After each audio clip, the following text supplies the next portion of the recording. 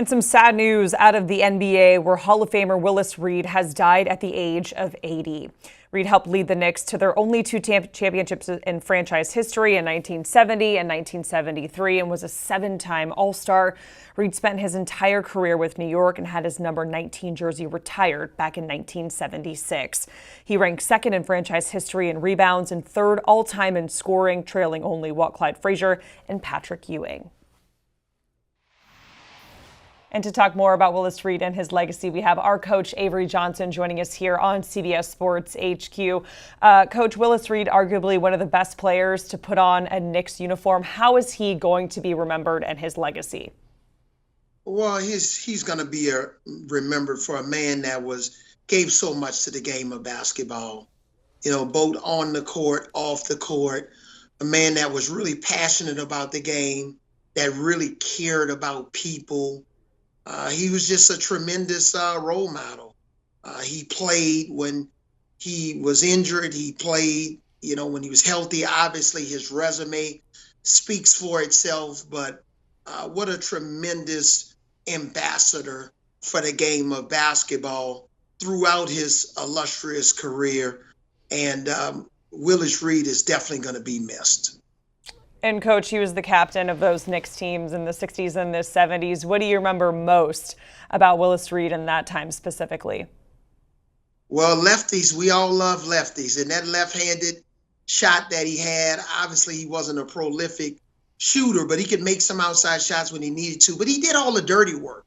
Here's a guy that even when he was in college, he averaged, 26 points and 21 rebounds at Grambling University, and I carried that momentum over to the NBA. But he did the dirty work, all the stuff that didn't necessarily show up on the stat sheet, set screens.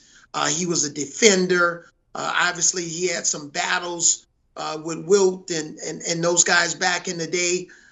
But Willis Reed was a champion. He was a champion of all champions, two-time NBA champion, two-time NBA Finals MVP, both in 1970 and 73.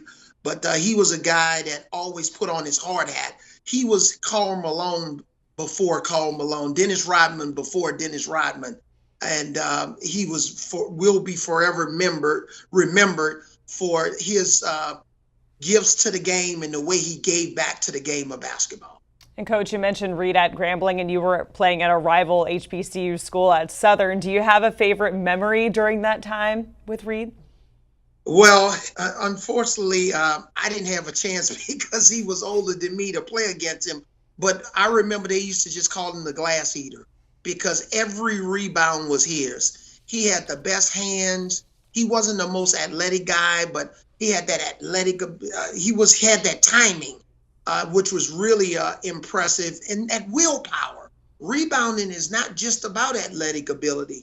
It's about not how high you jump, but the willpower, the timing, the physicality. And a lot of other guys like Charles Oakley, who played at an HBCU, Ben Wallace, who played at an HBCU, those guys have all of that type of DNA in common. And but he's going to be forever missed. There are no Grambling jokes today because I love to have fun with my Grambling folks. But today is more of a somber day when a legend and a Hall of Famer in basketball has unfortunately passed on at the age of 80 years old. And I believe today was actually his birthday.